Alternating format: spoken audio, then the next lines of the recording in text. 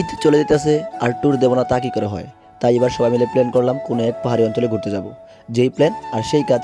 তাই সবাই মিলে বের হলাম সীতাকুণ্ডের উদ্দেশ্যে, কারণ আমাদের ট্যুরটা ছিল একদিনের। তাই আমরা সীতাকুণ্ড চন্দ্রনাথ পাহাড়কে বেছে নিয়েছি। আমরা বাস থেকে নেমে সরাসরি একটা সিএনজি ভাড়া করে জনপ্রতি 40 টাকা ভাড়া দিয়ে 5 জন 200 টাকা ভাড়া করে চলে আসি সীতাকুণ্ড চন্দ্রনাথ পাহাড়ের কাছে। মানিক দেখ গরিব গরিব এই সামির ওই বরাত দেখ দেখ। By the way, jokes apart, CNG থেকে নেমে আমরা আমাদের কাপড় চোপড় চেঞ্জ করে আমরা আমাদের ব্যাগগুলোকে 2টা ব্যাগ 40 টাকা ভাড়া রেখে এবং সবার প্রত্যেকে একটা করে লাঠি নিয়ে ওঠার জন্য প্রস্তুত হই। ওঠার সময় প্রফুল্ল মনে হাসতে হাসতে আমরা উপর দিক উঠতে লাগলাম, আর উপর দিক তাকিয়ে পাহাড়ের চূড়ার দিকে তাকিয়ে বলতে লাগলাম এত উৎসাহ কি আমাদের আদৌ ওটা সম্ভব। আর আমরা বলতে লাগলাম যে যতই যাই হোক আমরা ওই চূড়ায় উঠবই উঠবো। তো আমরা সবাই হাসতে হাসতে উপরে উঠতে লাগলাম। প্রকৃতির সবুজের শ্যামলের ঘেরা এক পাহাড়ের মাঝখান দিয়ে একটা চিকন রাস্তা উপর দিকে উঠে যাচ্ছে। আমরা উঠতেছি আর উপভোগ করতেছি। একটু পর পর বিভিন্ন রকম দৃশ্য আর পাহাড়ের মাঝখান দিয়ে চিকন রাস্তা যে কাউকে মুগ্ধ করবে। আমরাও এই প্রাকৃতিক প্রেমে মুগ্ধ হয়ে গেলাম। আমরা এই রাস্তা দিয়ে উঠতেছি আর প্রাকৃতিক সৌন্দর্যগুলো উপভোগ করতেছি। আমরা যেদিন গিয়েছিলাম সেদিনের ওয়েদারটা ছিল খুবই দারুণ, খুবই চমৎকার। গরম ছিল, বাট দেখার মতো প্রাকৃতিক দৃশ্যগুলো খুবই ফুটে উঠেছিল, যা বলে বোঝাতে পারবো না। আর কিছুক্ষণ রাস্তা পাড়ি দিতেই আমাদের চোখে নজরে পড়লো একটি দোকান, যে দোকানে বিভিন্ন রকম কোল্ড ড্রিঙ্কস, চকলেট, লেবুর শরবত ইত্যাদি ইত্যাদি পাওয়া যায়। আপনারা চাইলে এই দোকান থেকে কিছু কিনে খেতে পারেন, কিন্তু এই সকল দোকানে একটু দামটা বেশি, কারণ তাদের উপরে তুলতে একটা আলাদা কস্টিং হয়। ওই কস্টিং এর কারণে একটু প্রাইসটা একটু বেশি হয়ে যায়। তাই যাওয়ার সময় আপনারা অবশ্যই নিজের সাথে করে নিচ থেকে কোনো কিছু কিনে উঠবেন। যেমন আমরা নিচ থেকে একটা 2 লিটার পানির বোতল প্লাস হলো 4টা স্যালাড মিক্স করে উপরে উঠেছিলাম, কিন্তু আমাদের পানির পিপাসা এতটাই লেগেছিল যে আমাদের প্রতিজনের প্রায় 2 লিটার করে পানি পান করতে হয়েছিল। তাই সাজেস্ট থাকবে যারা উঠবেন প্রাপ্তবয়স্ক হলে অবশ্যই সাথে প্রত্যেক জনের জন্য আলাদা আলাদা করে 2 লিটারের একটা পানির বোতল নিয়ে উপরে উঠবেন। কিছুক্ষণ যাওয়ার পর আমাদের নজরে আসলো একটা জায়গা, যে জায়গাটার প্রাকৃতিক সৌন্দর্য বলে বোঝানোর মতো না, যা আপনারা ক্যামেরা ইতিমধ্যে দেখতে পাচ্ছেন। খুবই সুন্দর ছিল ওই জায়গাটা, যা আমার খুবই ভালো লেগেছে। তারপর আমরা আস্তে আস্তে উপরে উঠতে লাগলাম এবং একটু পর কিছুক্ষণ পর আমরা ওই আগের মতো দোকান দেখতে পেলাম। যাই হোক, আমরা ভিডিও করতে করতে আস্তে আস্তে উপভোগ করতে করতে উপরের দিকে উঠতে লাগলাম। আমরা আমাদের এই ভ্রমণে অভিজ্ঞতা আপনাদের কাছে শেয়ার করবো আর কিছুক্ষণ পর, যে আমাদের কেমন অভিজ্ঞতা হলো। তার আগে একটু শুনে আসুন যে আমাদের এই জায়গাটার ভিউটা কেমন ছিল। ওরে ভাই জোস আদার বাতাসটা জোস।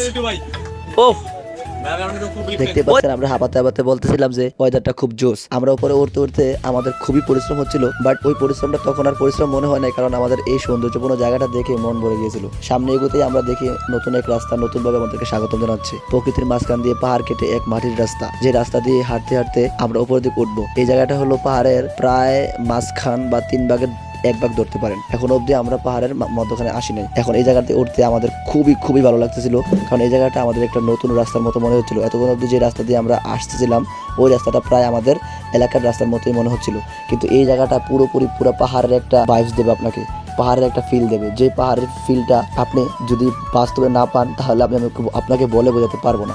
কিছু টেকনিক অবলম্বন করলে শক্তি কিছু সঞ্চয় হবে।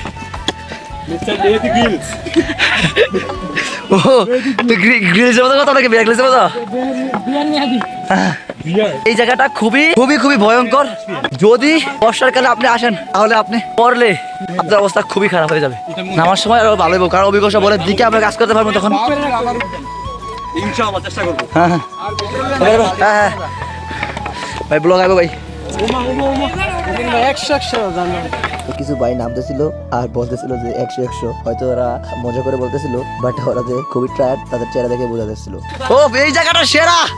ও গাইস, ও অস্থির ভিউজ। আর মাথা পানি এই জায়গায় আমরা একটা ছোটখাটো বিরতি দিতে যাচ্ছি। আমাদের যাত্রার অর্ধ হলো, জুবাইর হাঁপিয়ে গেছে, ব্যাগ অন্য কাছে দিয়ে দিতেছে। খুব দারুণ একটা এক্সপিরিয়েন্স। আসলে প্রাকৃতিক সৌন্দর্য খুবই উপভোগ করা জিনিস। সবাই আপনারা আসবেন, উপভোগ করবেন। এখানে আমাদের একটা পানির বিরতি চলতেছে।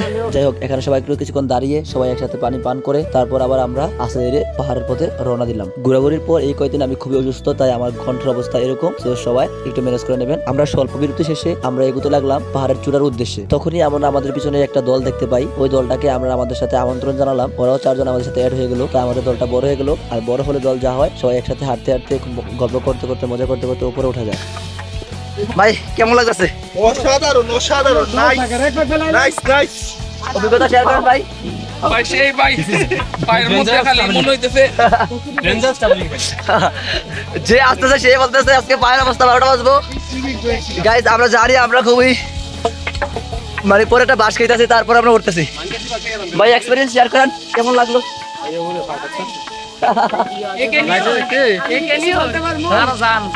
সামনে আছে ভবিষ্যতে যদি বিয়ে শাদী করেন বউ বাচ্চা নিয়ে ভুলো এখানে আইসেন না। যদি বাচ্চা হয় বলবা বাবা এইটা তো আমাদের বাংলাদেশে নাই। আল্লাহ, তার মানে আমাদের কপালে একটা বড় বাস রেডি। চলো আমরা তারপর আমরা হাঁটতেছি কোনো বিরতি ছাড়া। চলো দেখা যাক কি হয়। অনেক খালি পথ অতিক্রম করলাম। কয়টা সিঁড়ি হলো কেউ করে নাই ভাই। উঠছেন নাকি নামছেন? অর্ধেক আর নাও তো। আসেন আসেন, বিরতি দিয়ে নেন। কমপ্লিট। হ্যাঁ বিয়া তো আল্লাহ বিয়া। এই দেখ সমস্যা নাই, ভয় পাই না আমরা। আমরা খুব চিকনা চাকনা বলাবেন, সমস্যা নাই। ওই একজন বলতেছে উত্তরা নাকি বিয়ে করতে পারবো। এ আল্লাহ, আমার বিয়েটা সাথে তাড়াতাড়ি হয়। ও গেমে খুব অবস্থা খারাপ, ভিডিও কোয়ালিটি একটু খারাপ আসলে কিছু করার নেই। নামতেছেন? অভিজ্ঞতাটা কেমন হলো? ভয়ঙ্কর অভিজ্ঞতা, তীব্র গরমে অভিজ্ঞতা কেমন? সিঁড়িগুলা খুবই বঙ্গর। আমরা খুব কাছাকাছি চলে এসেছি পাহাড়ের চূড়ার, কিন্তু কাছাকাছি চলে আসার মুহূর্তে এই জায়গাটার সিঁড়িগুলা খুবই মারাত্মক লেভেলের ভাঙা ছিল, যে ভাঙাগুলোতে আপনার পা পিছলে যেতে পারে, বাট পড়লে বা পিছলে গেলে পা ভেঙেও যেতে পারে। এজন্য খুব সাবধানতার সহিত অবলম্বন করবেন যারা এখানে আসবেন। আর যারা বর্ষা মৌসুমে আসবেন তারা অবশ্যই খুবই বেশি সাবধান থাকবেন, কারণ বর্ষা মৌসুমে এই জায়গাটা খুবই মারাত্মক হবে। ঠিক আছে, এরকম কিছু জায়গা আছে যে জায়গাগুলো আরো বেশি মারাত্মক হয়ে উঠবে বর্ষা মৌসুমে। অনেকে ঝর্ণা দেখার জন্য বর্ষা মৌসুমে এই জায়গাটা যায়, তাই সতর্কতা অবলম্বন করা আবশ্যক। ও আমরা তার মানে কাছাকাছি চলে এসেছি। দেখা যাক কোন দিয়া উপরে দিক দিয়ে, যেদিকে সিঁড়ি সেদিকে আমরা। আমার মাথা ঘুরে গেছে। ও ভাই খুবই কষ্টদায়ক ছিল আজকের জার্নিটা। বাংলা কথা বলতে গেলে আমি শুধু করে বলি, এটা পরে বলবো। খুবই টায়ার্ড।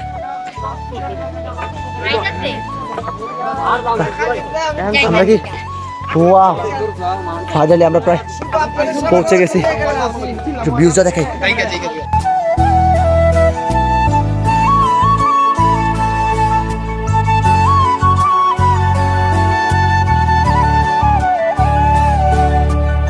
আমরা প্রায় চূড়ার কাছাকাছি আছি, কিন্তু চূড়ার কাছাকাছি থাকার মুহূর্তে এই জায়গার ভিউটা খুবই অসাধারণ ছিল। মনে হচ্ছে যেন এই জায়গাটায় অনেকক্ষণ বসে আড্ডা দিই, বাট আমাদের গন্তব্যস্থল তো চূড়া। আমরা তাই পাহাড়ের চূড়ার উদ্দেশ্যে আবার রওনা দিলাম। উপরে উঠতে থাকলাম। উঠতে আমরা আবার এখানে একটা দোকান পেলাম। এই জায়গায় আবার আমরা একটু নিজেদের মধ্যে কোমল পানীয় পান করে তারপর আমরা আবার গন্তব্যস্থলের দিকে যাত্রা শুরু করলাম। আবার আমাদের যাত্রা শুরু হলো। তারপর আমরা যখন একটু উপরে উঠতে লাগলাম, তারপর দেখতে পেলাম ওই মন্দিরগুলো দেখার পর আমরা বুঝতে পারলাম যে আমরা যে পাহাড়ের সর্বোচ্চ চূড়ায় উঠে গেছি। পাহাড়ের সর্বোচ্চ চূড়ায় ওঠার পর আমরা এই মন্দিরগুলোর আশেপাশটা ঘোরাঘুরি করলাম। তারপর পাহাড়ের ওপর থেকে আমাদের এই প্রাকৃতিক সৌন্দর্য গেরা সবুজ শ্যামল বাংলাদেশটাকে দেখলাম, যে এত সুন্দর যে আমাদের এই মাতৃভূমি, তা হয়তোবা আমরা যদি না ঘুরি না ভ্রমণ করি তাহলে আমরা কিছু বুঝতে পারতাম না।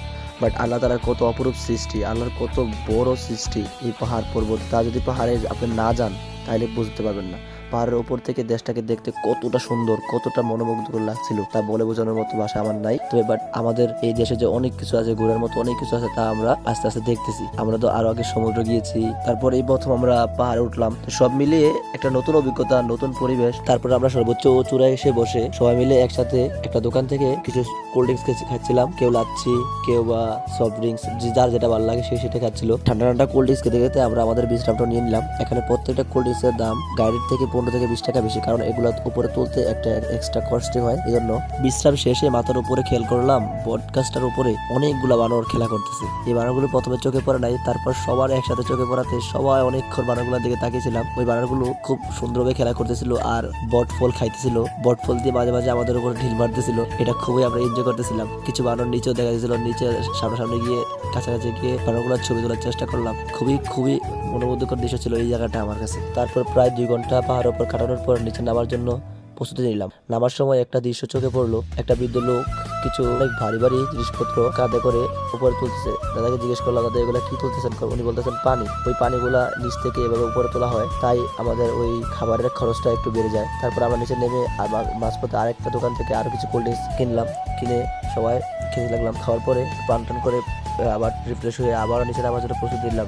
নামতে নামতে এখানে একটা মজার ঘটনা ঘটে। আমরা এখানে বিশ্রাম নেওয়ার পর আমাদের হাতের লাঠিগুলো একটা লাঠি বেশি হয়ে যায়, কারণ আমরা 5 জন 5টা লাঠি নিয়ে উপরে উঠছিলাম। বাট নামার সময় আমাদের কাছে 6টা লাঠি হয়ে যায়। সাকিবের হাতে 2টা লাঠি দেখতে পাচ্ছেন। এই লাঠিগুলো নিয়ে অনেক মজা করি আমরা। তারপর আমরা এই আস্তে আস্তে নিচে নামতে থাকি।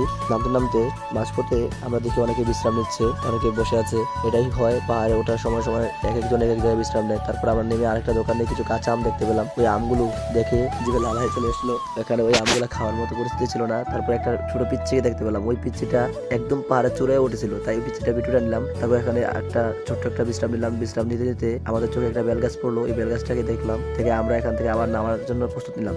এখানে নামতে সময় খুবই মজা পাচ্ছিলাম, বিকজ নামার সময় একটু ঢালু এই জায়গাটা সমান ছিল, তাই দ্রুত নামতে পারলাম। নামতে নামতে আবার আমরা একটা দেখতে পেলাম, একটা মুক্তিযুদ্ধ ভাস্কর্য দেখতে পেলাম। ওই ভাস্কর্যটির নাম ছিল মৃত্যুঞ্জয়ী মিত্র মেবি, মৃত্যুঞ্জয়ী মিত্র। আমি নামটা পুরোপুরি খেয়াল করতে পারি নাই। তারপর আমরা সবাই নামতে লাগলাম খুব দ্রুততার সহিত। নামতে নামতে আমাদের ব্লগটা এখানেই শেষ। সো ভিডিওটা ভালো লেগে থাকলে লাইক, কমেন্ট, শেয়ার এবং সাবস্ক্রাইব করবেন। ফেসবুক থেকে দেখে থাকলে ফলো করবেন। আজকে ভিডিওটা এই পর্যন্তই। আল্লাহ হাফেজ, bye bye, tata, take care of your health, because health is wealth.